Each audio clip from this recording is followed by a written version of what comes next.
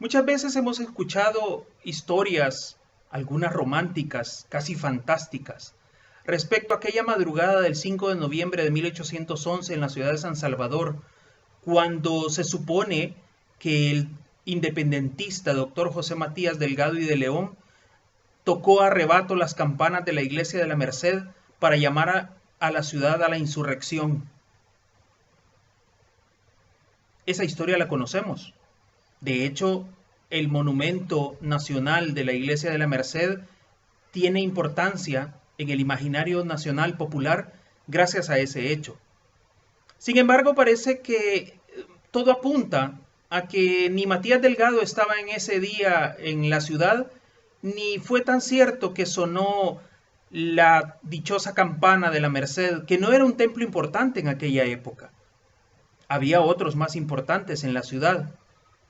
Ni siquiera estaba en el centro propio de la ciudad capital, de la Intendencia de San Salvador. La única campana que sonó en aquel 5 de noviembre de 1811 fue la campana que estaba en el pasillo del Cabildo de la ciudad, al sur de la que ahora conocemos como Plaza Libertad, que entonces era la Plaza de Armas, Plaza Mayor o Plaza del Cabildo. En ese sentido, creo que es bueno que revisemos también la historia.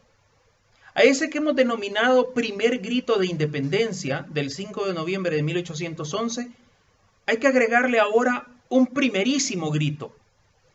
En mayo de 1810, en la zona entonces conocida como Queiquín, hoy San Alejo, departamento de la Unión, una serie de personajes se alzaron en armas en contra del gobierno de Guatemala. ¿Qué los motivó a esos personajes a levantarse en armas contra las autoridades de Guatemala? ¿Cuántas personas fueron las que participaron en aquel movimiento, en aquella intentona? ¿Fueron 300? ¿Fueron 500? ¿Solo fueron hombres? ¿Solo fueron criollos? ¿Fueron indígenas? ¿Fueron afrodescendientes? ¿Fueron mujeres? No lo sabemos con certeza. Hay que seguir haciendo más investigaciones. Pero lo cierto es que justo Pastor Saldívar y Valentín Porras se alzaron en armas en mayo de 1810.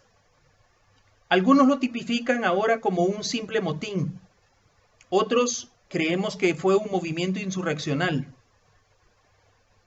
Se extendió rápidamente por el oriente de lo que hoy entendemos como El Salvador, en aquel entonces la Intendencia y Provincia de San Salvador. Hubo necesidad de desplegar tropas desde San Miguel para aplastar aquel movimiento. Fue tan fuerte que hasta se desplazaron elementos soldados desde la zona sur de Honduras. Tuvo que viajar el propio intendente de Honduras, de Ibueras, José Gregorio Tinoco de Contreras, para aplastar el movimiento. De hecho, fue él y su patrulla la que detuvieron a justo Pastor Saldívar y a Valentín Porras cuando escapaban de las autoridades de San Miguel. Valentín Porras fue recluido en el castillo de Omoa, igual que Saldívar, pero Valentín Porras falleció en aquel lugar. Saldívar fue liberado. Fue liberado cuando cesó la función del Tribunal de Fidelidad de la ciudad de Guatemala, que lo había condenado a ellos dos el 9 de junio de 1810 por haber encabezado aquel movimiento. Unos meses más tarde, en noviembre y diciembre de 1811, justo Pastor Saldívar se unió a otros patriotas de la misma zona centro-occidental de la Intendencia de San Salvador para dar apoyo al movimiento independentista del 5 de noviembre de 1811 encabezado por la familia Arce. Gregorio Melara, Juan José Mariona, Francisco y Manuel Morales, Carlos Fajardo y otros más se unieron a ese movimiento de apoyo.